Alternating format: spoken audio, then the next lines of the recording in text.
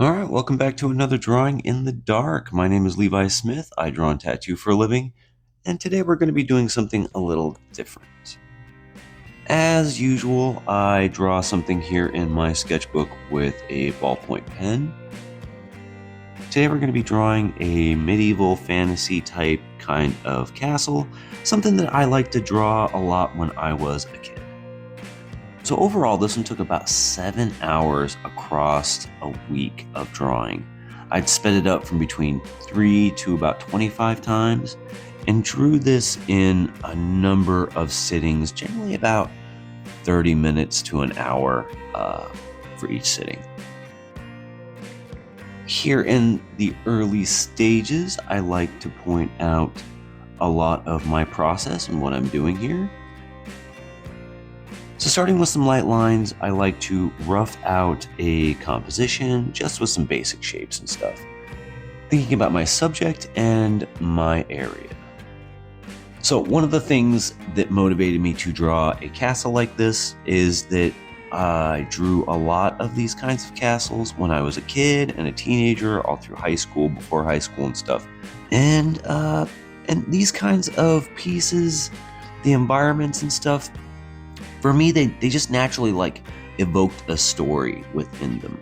I would look at other illustrations, other drawings and paintings and stuff of castles and fantasy scenes and environments and stuff, and try to imagine, what kind of world that was and what else was going on in it beyond what you could see in the image. And while I would draw these, I would start to ask myself all kinds of these questions and stuff, or at least come up with these kinds of answers about the time period, the age of the castle, its purpose, whose castle is it, and develop a kind of narrative as I draw these and stuff. That internal narrative actually ends up embedding itself into the character of the piece. So I really felt that it was a necessary part of the process of drawing a castle like this. So like this castle here, I had some ideas about its level of technology, that it was more of like a castle town, not necessarily just a fort or a keep type castle. I wanted to give a sense of time, and I wanted to suggest some kind of events that had happened and stuff. Like there was some kind of conflict. The castle's got a bit of damage to it, but not a lot of crazy damage. It's not absolutely in a ruin, but it's, dealt with some heavy damage. And so with something like that, I start to wonder well, what happened? What went wrong? Who is this figure that I'm drawing into the piece? Where I don't necessarily know, in the early points here, who this figure is. As I go and work up the castle and the elements, and I think about the where and the what and the why, and start to answer those questions, that starts to tell me, okay, who is this figure? Why are they here? What does it represent? What kind of message am I trying to present and explain in this image? So, man, the focus in this video is just not great. One of the hard parts about setting up these videos like this is once I get the camera rolling and all of that, maybe I should spend a little bit more time in that pre-setup and stuff just to try to make sure that everything is on point. But then it seems to change the lighting of my studio space and time of day factors. I've got the skylight and stuff. All of that seems to affect, the white balance, the color balance, the focus and everything. Maybe it's just that I'm using a really cheap camera.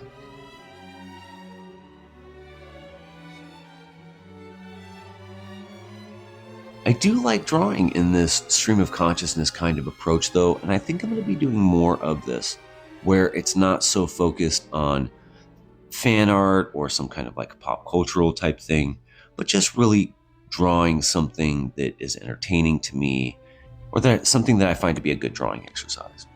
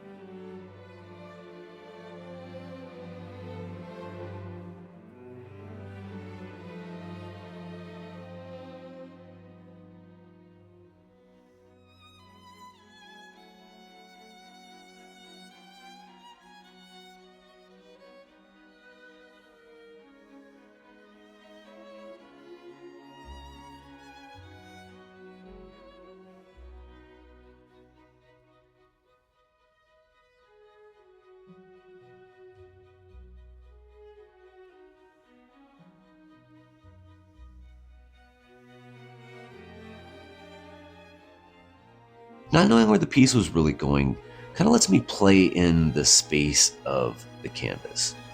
Um, as I go and develop this and looking at the various, elements. Okay, so I decide that I want the figure to be a zombie, but I'm not exactly sure what kind of zombie.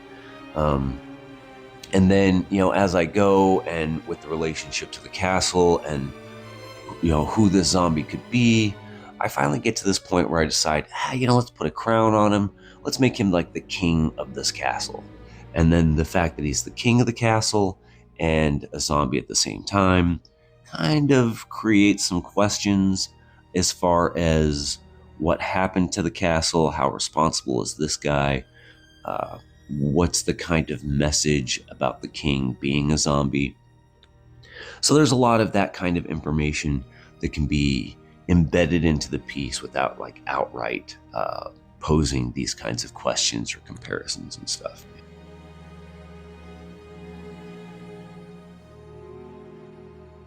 I do like how the left hand turned out in this one, honestly, especially for just how quickly it came together. I have a lot of fun adding all these little geological features, the path, the rolling rocky hills, the kind of layering and stuff of these mountainous rocky shapes. It also kind of hides the horizon line in a way that I think gives this a more deeper kind of feel. Like I can really set up different layers with the foreground, middle ground, background aspects.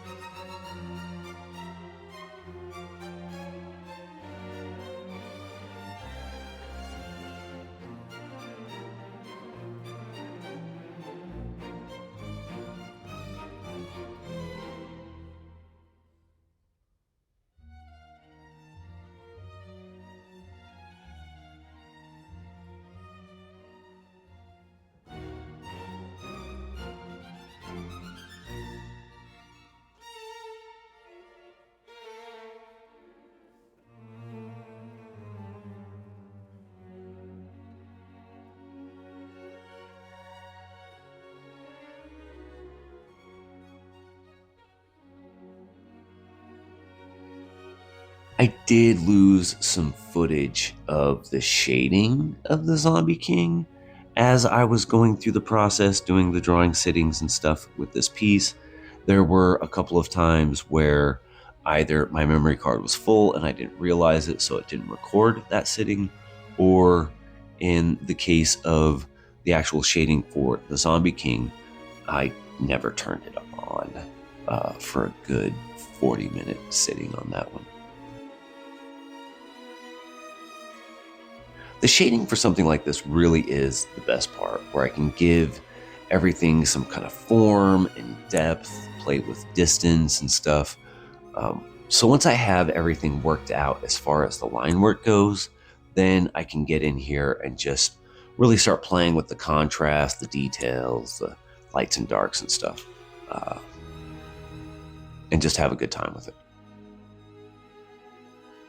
As I just continue to add tons of details, and I just keep playing around with all the elements and stuff.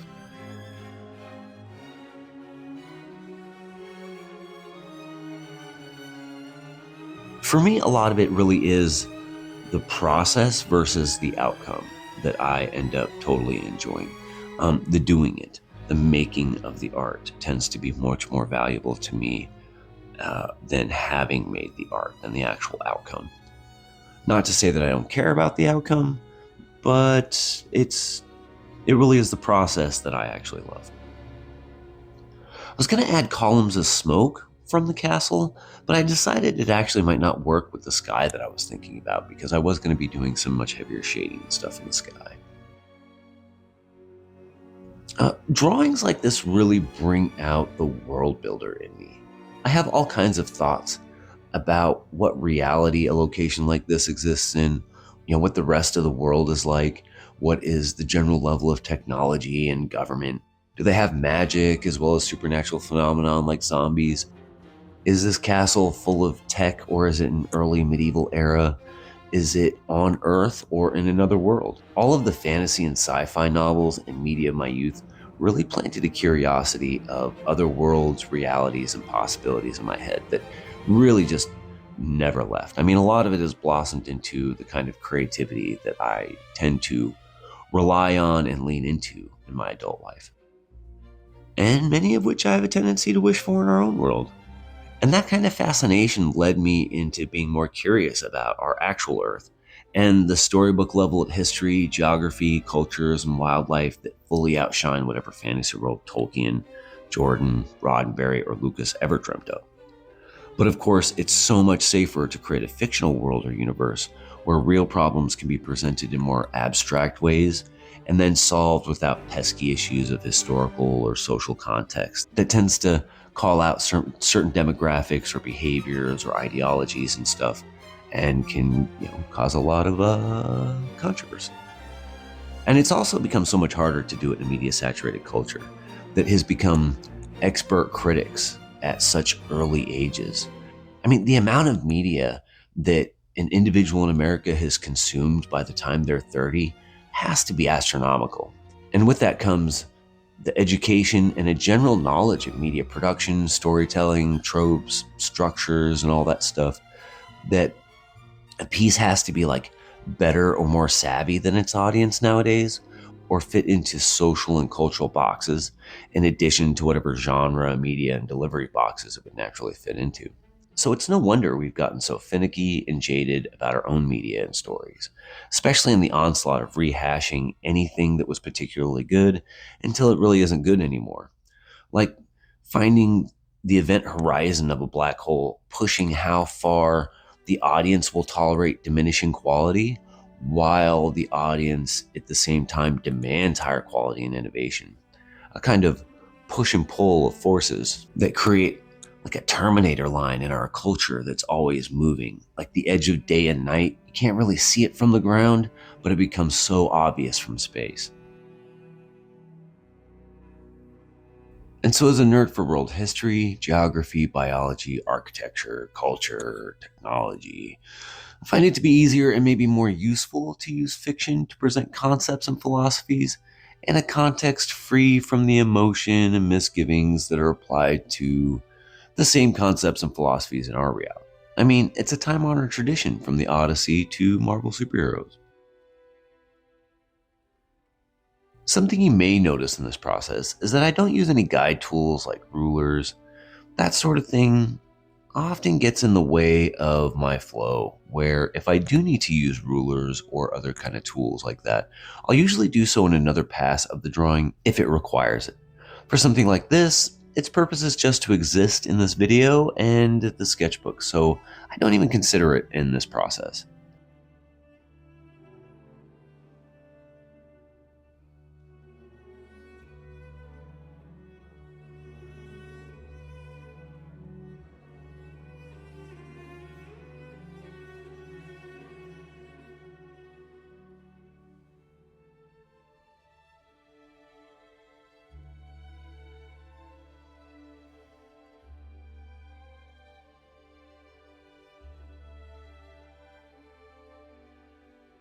One thing that did keep occurring to me as I drew this was how cool it would be to build it in Minecraft. Really the only video game I play these days, and generally where I express my love for castles.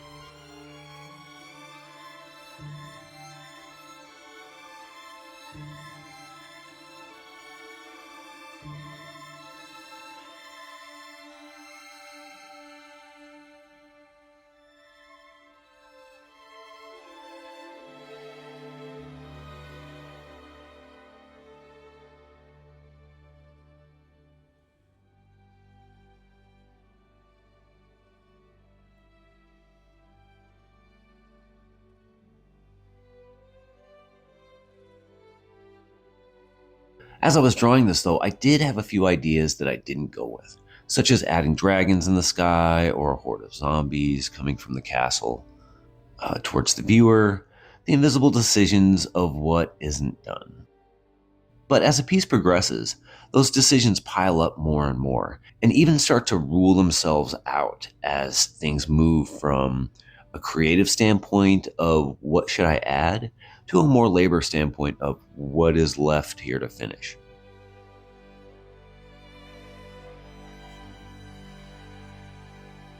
I'm always fascinated by the phenomenon of diminishing potential in a piece. As it becomes more of what it is, the possibilities of what it could be fall away, obviously.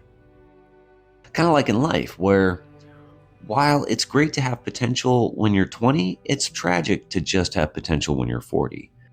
At some point, what a thing is should be developed enough to realize it isn't going to be something else.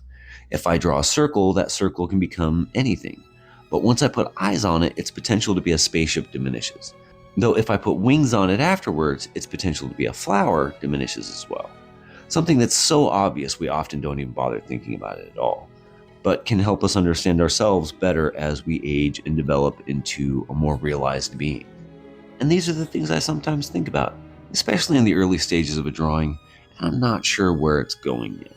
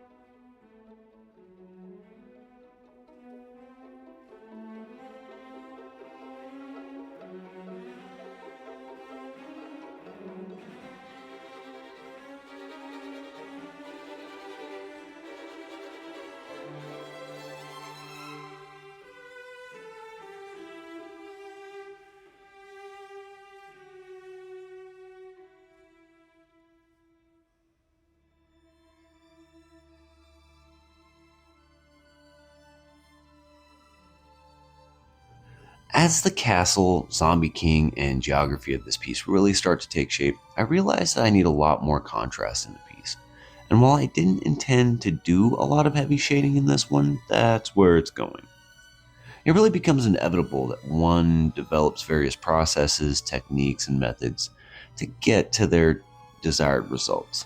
In drawings like this, where I want to preserve a raw, spontaneous kind of energy, I often try to get it done as simply as possible.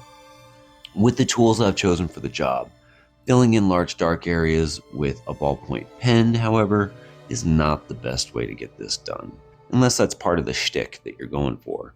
So here we are.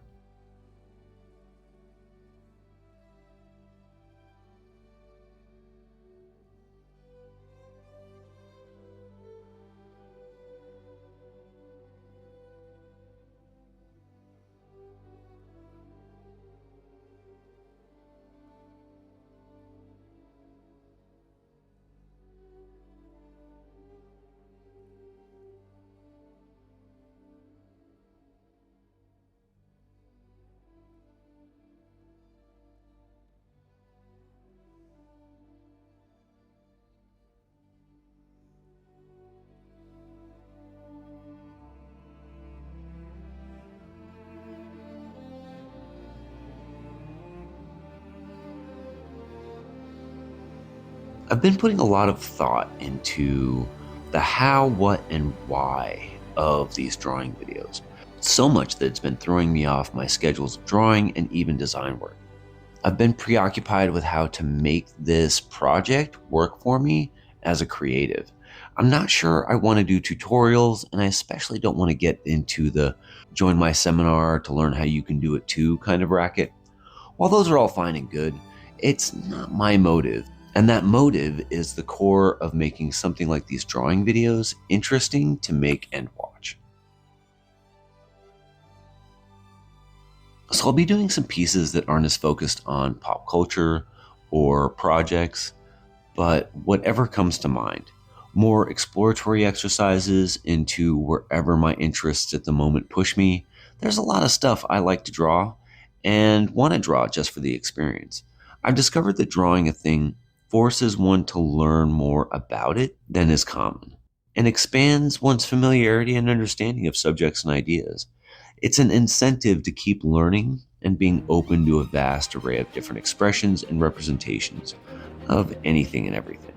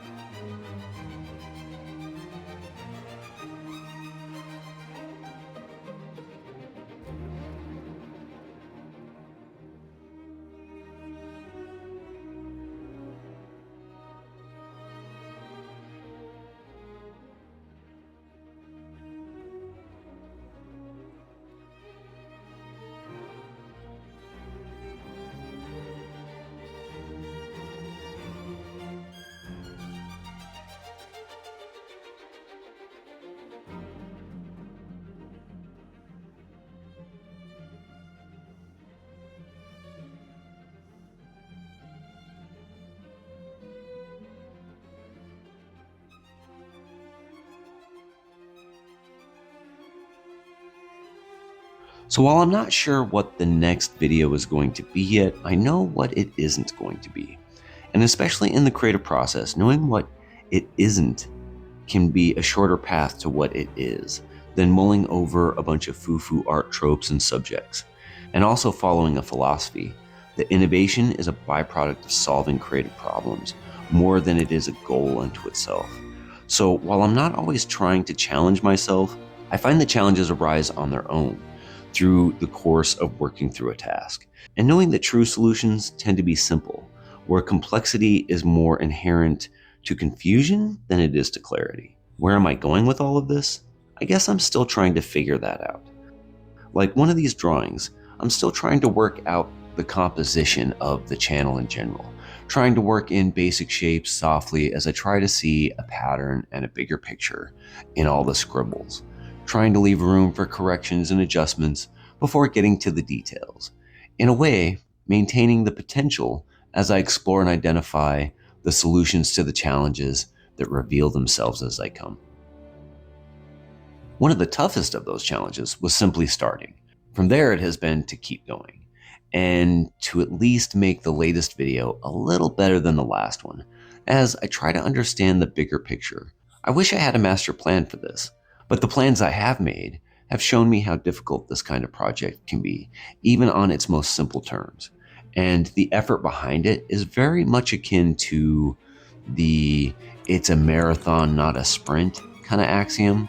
But after realizing that it is a marathon, the reality that one cannot run a marathon straight from the couch kind of takes hold. It takes a lot of conditioning and training to build up to marathon fitness, and that's where the real work hides.